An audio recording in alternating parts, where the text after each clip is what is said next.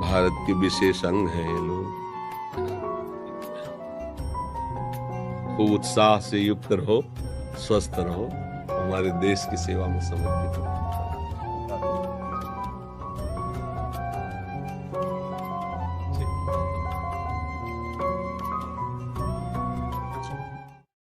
प्रणाम करते हैं अपने देश के उन सैनिकों को जिनके द्वारा हम सुरक्षित होकर भजन कर रहे हैं। अगर हमारे राज सैनिक अपने प्राणों की आहुति देकर रात दिन बॉर्डर में न खड़े हो ना, तो यहाँ हम भजन नहीं कर सकते। तो हम सोते हैं चैन से, वो रात भर जगते हैं, उन्हीं की सुरक्षा ये भगवत सेवा है। हम जो भजन करते हैं बिना परिचय के तुम्हें उसका हिस्सा मिलता है। हमारा राष्ट्र आप लोगों से सुरक्षित है। आपको जो पद मिला है उसको सांगोपांग देशभक्ति निष्ठायुक्त व्यतीत कीजिए और नाम जप कीजिए, और जो हमने चर्चा की इसका चिंतन कीजिए।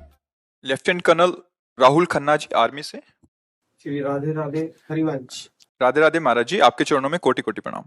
महाराज जी, मेरा प्रश्न है कि क्या सांसारिक जीवन और माया को साथ साथ भोगते हुए भी हम ईश्वर को पा सकते हैं?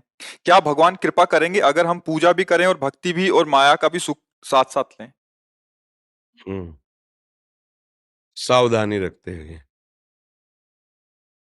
अगर जहर को वैद्य शोध करके दे दे तो रोग निवारण का हेतु होता है।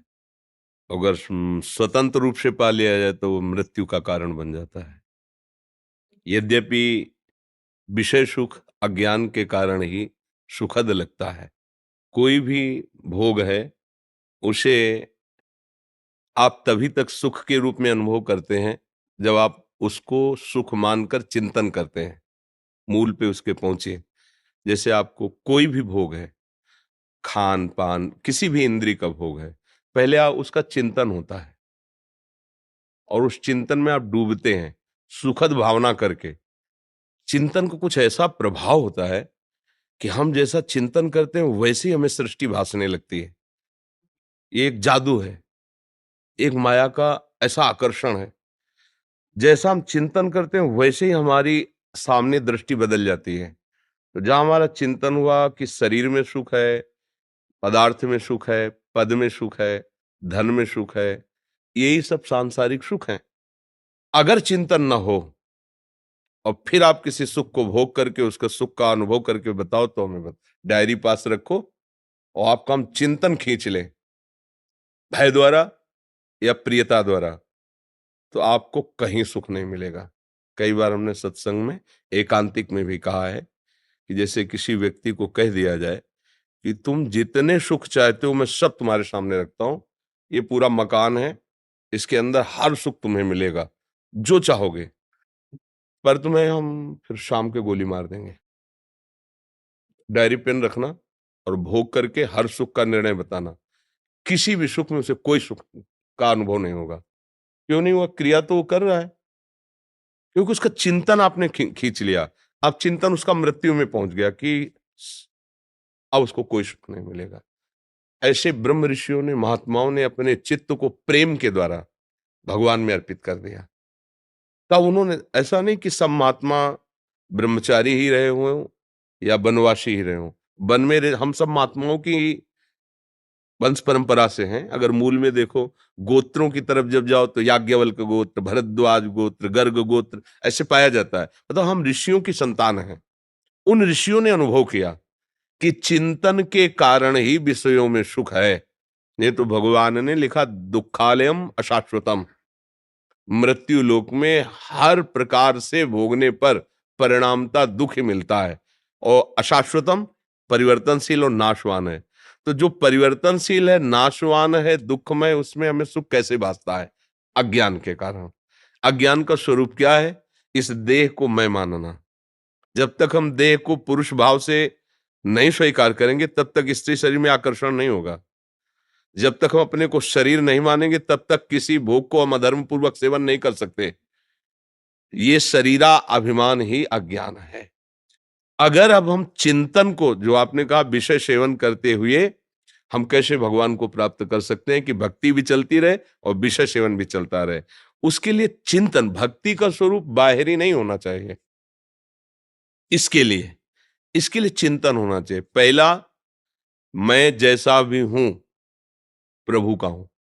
एक एक शब्द याद रखना तो बिल्कुल फाइनल पे पहुंच जाओगे। मैं जैसा भी हूं, मैं ऐसा हूं ऐसा नहीं कहता, मैं भगवान का भक्त हूं, मैं जितेंद्रिय हूं, मैं पवित्र हूं, मैं तपस्वी हूं, मैं भजनानंदी हूं, ऐसा कुछ नहीं। मैं जैसा भी हूं प्रभु का हूं। दूसरा, मेरे पास जो कुछ भी है मेरे प्रभु का दिया हुआ है।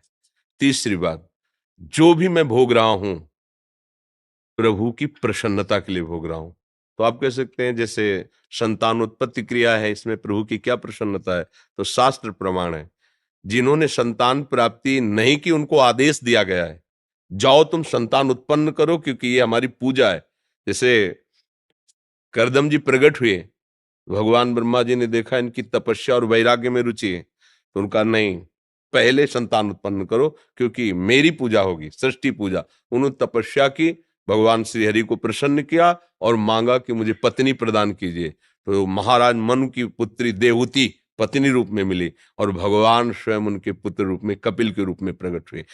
अगर उस भाव को आप भगवत पूजा मान लें तो काम भाव भी आपके भगवत प्राप्ति का हेतु बन जाएगा। जब हम उसे स्वयं भोक्ता बन करके धर्म के प्रतिकूल भोगते हैं, फिर वो आसुरी भाव हो जाता है, राक्षसी भाव हो जाता है, फिर वो पाप को प्रकट कर देता है। ऐसे ही आहार है, जैसे आप राज सैनिक हैं, अब आपके लिए हम कहें उबली हुई दाल पाइए और फुल्का पाइए और ये केवल थोड़ा सा सलाद ले, हम ऐसा नहीं कहेंगे। आपको जो भी हमारे देश की रक्षा के लिए, शरीर पुष्ट करने के लिए आहार दिया जाता है, उसे भगवान के द्वारा प्रेरित मानिए, क्योंकि आप राज सैनिक हैं। आपको कब कहाँ कैसी व्यवस्था होती हो घर नहीं है, जैसी व्यवस्था होती है वैसी व्यवस्था में मैं हूं। पर पहला सूत्र जो कहा था, मैं जैसा हूं प्रभु का हूं, तो मैं प्रभु के लिए कर रहा हूं। और बीच बीच में नाम जप कर दीजिए, जो भी नाम भगवान का प्रिय लगे वो स्मरण कीजिए, और जो कार्य आपको मिला है उसे केवल केवल सत्य को सामने रखकर कीजिए, तो इसी में भगवत प्राप्ति आपको हो जाएगी, संसार के सुख भोगते हुए। अगर हम थोड़ा भी अपने पद से गिर करके चेष्टा करेंगे तो फिर गलत हो जाएगा।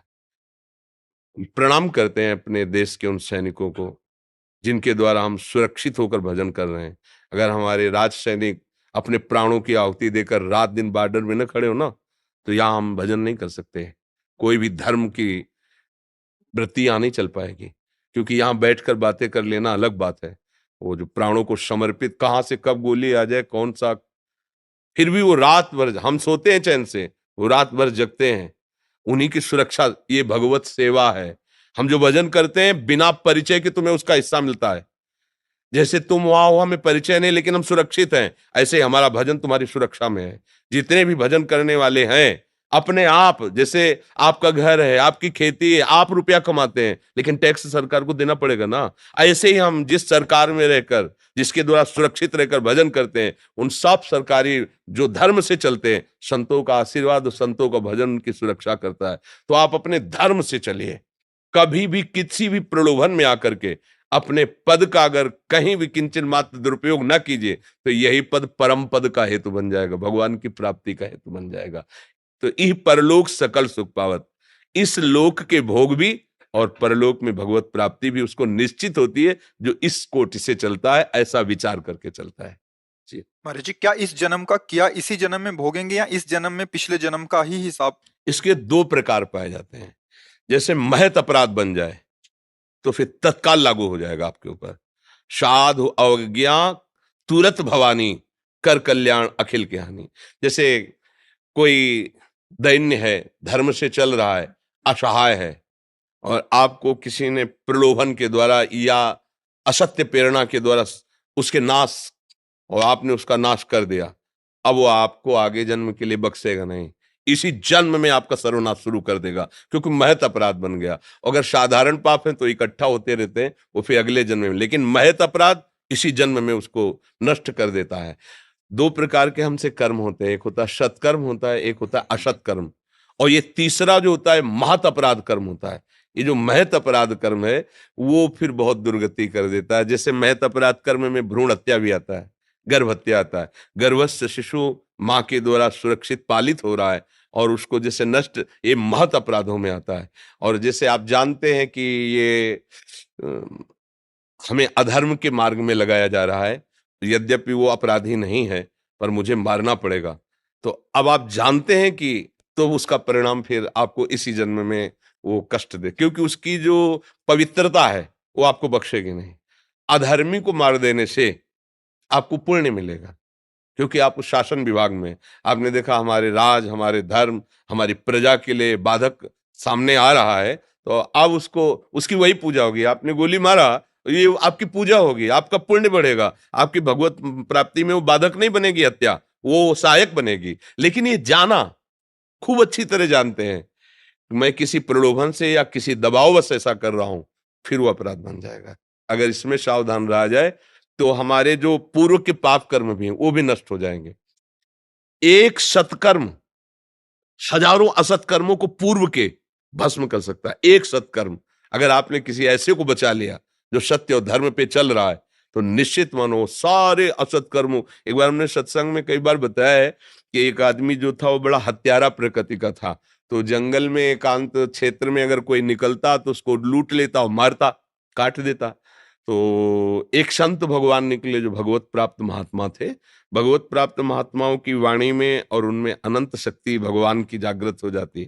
तो संत दरस जिम पातक टरे, संतों के दर्शन से स्वाभाविक पाप नष्ट होने लगते हैं। तो जे भी देखा तो मारने की इच्छा तो देखते ही हट गई, पर लूटने की इच्छा से तो एक वलकल की लंगोटी और कमंडल था। तो उनका बेटा तुम ऐसा क्यों करते हो, और भी प्रकार जीने के हैं, आप अच्छी मेहनत करके अच्छे से कमा सकते हो, दूसरों की हिंसा करते हो। तो वचन का प्रभाव ये पड़ा कि उनका महाराज मेरा स्वभाव बन गया है, मुझे कुछ अच्छा नहीं लगता, जब किसी को कष्ट देता हूं तो बहुत अच्छा लगता है। किसी को मतलब स्वभाव बन जाता है ना कि तलछना, दुख देना, किसी को बहुत पीड़ा पहुंचा तो उसको ऐसा हर्ष जैसा लगता है। तो उन्होंने कहा ये तो तुम्हारी दुर्गति पक्की है, तुम्हें बहुत कष्ट भोगना पड़े क्योंकि सारे पाप बन रहे। तो एक भय सा लगा। उन्होंने कहा महाराज क्या मैं भी निष्पाप हो सकता हूं?